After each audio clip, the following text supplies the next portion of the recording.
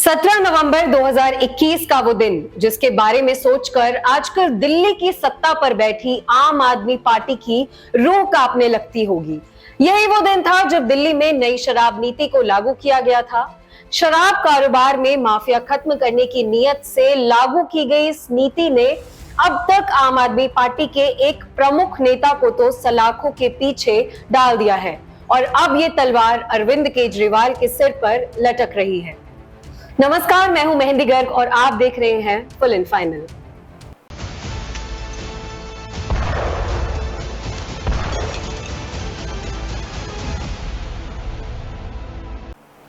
दिल्ली की नई शराब नीति को लेकर सीबीआई ने मुख्यमंत्री अरविंद केजरीवाल को नोटिस भेज पूछताछ के लिए बुला लिया है।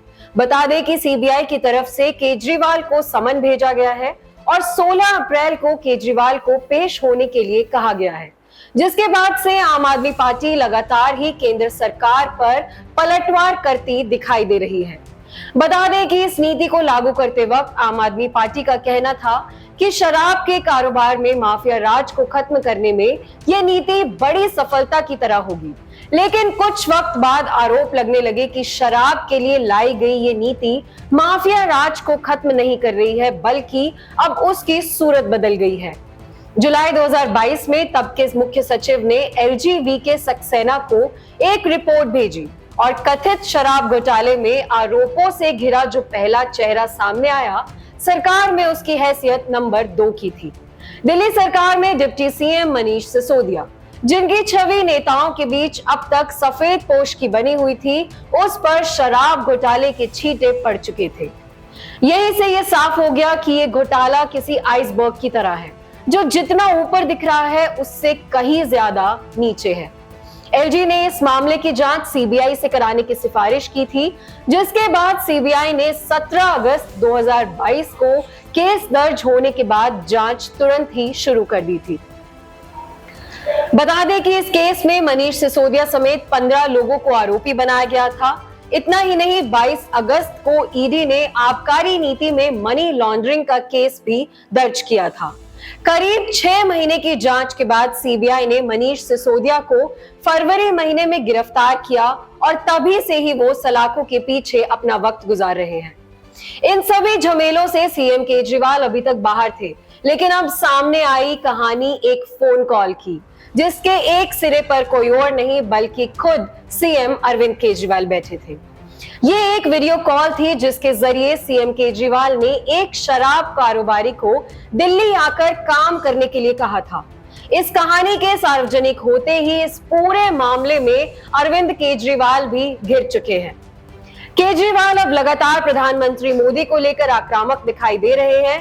केजरीवाल ने आज ही बयान दिया है कि मोदी जी, अगर केजरीवाल भ्रष्टाचारी है तो फिर दुनिया में कोई ईमानदार नहीं। आम आदमी पार्टी के राज्यसभा सांसद राघव चड्ढा का भी बयान सामने आया है। उन्होंने कहा है, मुख्यमंत्री अरविंद केजरीवाल जी ने बीजेपी वालों की नींद उड़ा रखी है। दिन रात उनके सपनों में बस केजरीवाल आते हैं और उन्हें नींद में डराते हैं। सीबीआई का ये समन बीजेपी का केजरीवाल फोबिया दर्शाता है। नहीं डरते हम तुम्हारी सीबीआई और ईडी से। इतना ही नहीं, आम आदमी पार्टी के नेता संजय सिंह ने भी कुछ कहा।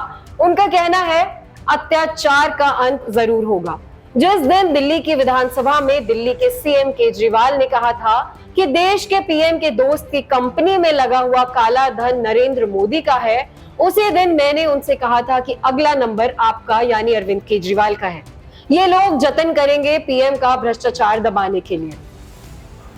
बता दें कि इस पूरे मामले में केजरीवाल पर लगे आरोपों की लिस्ट बहुत लंबी है।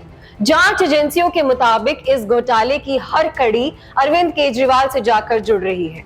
जैसे कि ईडी ने चार्जशीट में यह भी बताया है कि केजरीवाल ने दिल्ली में शराब बेचने को लेकर आंध्र प्रदेश के एक सांसद मगुंता श्रीनिवासालू रेड्डी से भी मुलाकात की थी।